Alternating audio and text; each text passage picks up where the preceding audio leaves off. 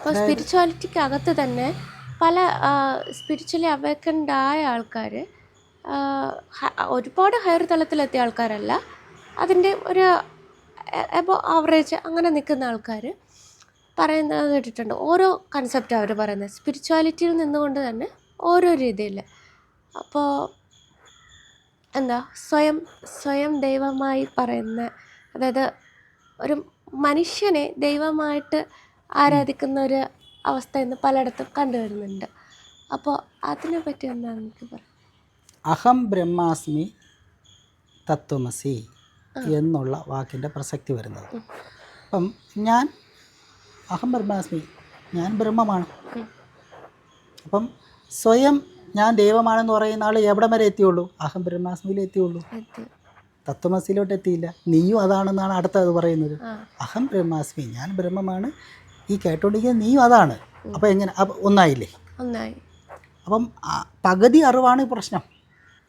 എന്നിൽ ഈശ്വരനുണ്ടെന്ന് മനസ്സിലാക്കുമ്പോൾ ഞാൻ എല്ലാത്തിലും ഉണ്ടെന്നുള്ള ഇതും കൂടി കണക്ട് ചെയ്ത് ചിന്തിക്കാനുള്ള അനുഭവം കിട്ടണം.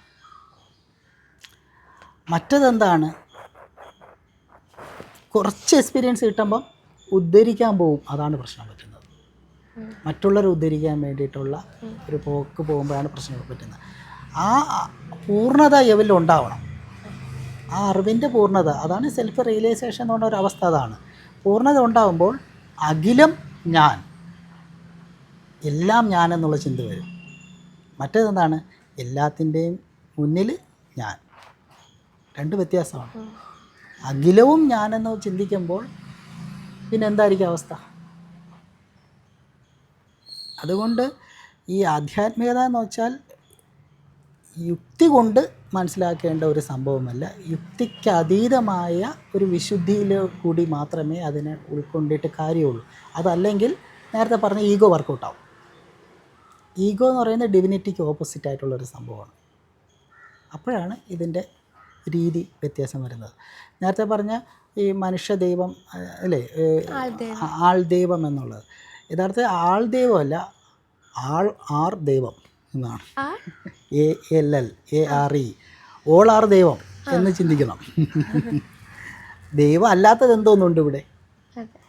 മനുഷ്യന് മാത്രമല്ലല്ലോ ദൈവമാകാൻ പറ്റുന്നത്. എന്തോ ആ വ്യക്തിയെ ദൈവമായി കണ്ടിട്ട് എല്ലാവരും അവരെ പൂജിക്കുന്ന സമയത്ത് അവിടെ അത് ഫുൾഫിൽ ആവില്ലല്ലോ.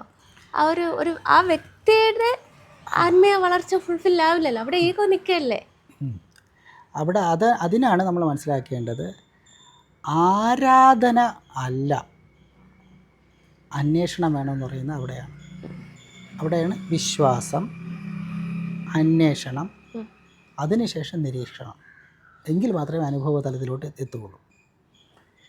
പലരും വിശ്വാസത്തിലാണ് നിൽക്കുന്നത്, അപ്പോഴാണ് അവിടെ ആരാധന വരുന്നത്. അവിടെ അന്വേഷണമില്ല. അന്വേഷണത്തിലോട്ട് പോകുമ്പോൾ പിന്നെ അവിടെ ആരാധനയില്ല. അന്വേഷണം ആ സത്യത്തെ അറിയുക എന്നുള്ളതാണ്. ഞാൻ ആരാധിക്കുന്നവരെ കുറിച്ചല്ല പറയുന്നത്, ആൾദൈവമായി ഇരിക്കുന്ന വ്യക്തിയെ കുറിച്ചാണ് പറയുന്നത്. അത് ഓൾറെഡി ഒരു അജ്ഞതയിലിരിക്കുന്നതുകൊണ്ടല്ലേ. അത് നമ്മുടെ ചോയ്സ് ആണല്ലോ, പോകണോ പോകണ്ടയോ, അക്സെപ്റ്റ് ചെയ്യണോ വേണ്ടയോ എന്നുള്ളത്. കാര്യം ഇത് നമ്മൾ നേരത്തെ പറഞ്ഞു വന്നത്, പിന്നെ തുടക്കത്തിലേ പറഞ്ഞു വരുന്ന പോയിന്റിൽ തന്നെ വരാം. പുറത്തോട്ട് നോക്കുമ്പോഴാണ് ഈ പ്രശ്നങ്ങളെല്ലാം വരുന്നത്. നമ്മൾ ഇങ്ങനത്തെ സ്ഥലങ്ങളെല്ലാം പോയി കണക്റ്റ് ആവുന്നത്. യഥാർത്ഥത്തിൽ അന്വേഷണം എവിടെയാണ്? ഉള്ളിലോട്ടും നമ്മൾ ആ ഫാക്റ്റിലോട്ടാണ്.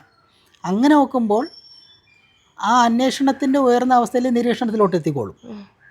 അപ്പോൾ പിന്നെ നമ്മൾ ഈ വേറെ ഒന്നിലോട്ട് പോയി തലയിടില്ല, അതിൻ്റെ ആവശ്യം വരില്ല എന്നുള്ളതാണ്.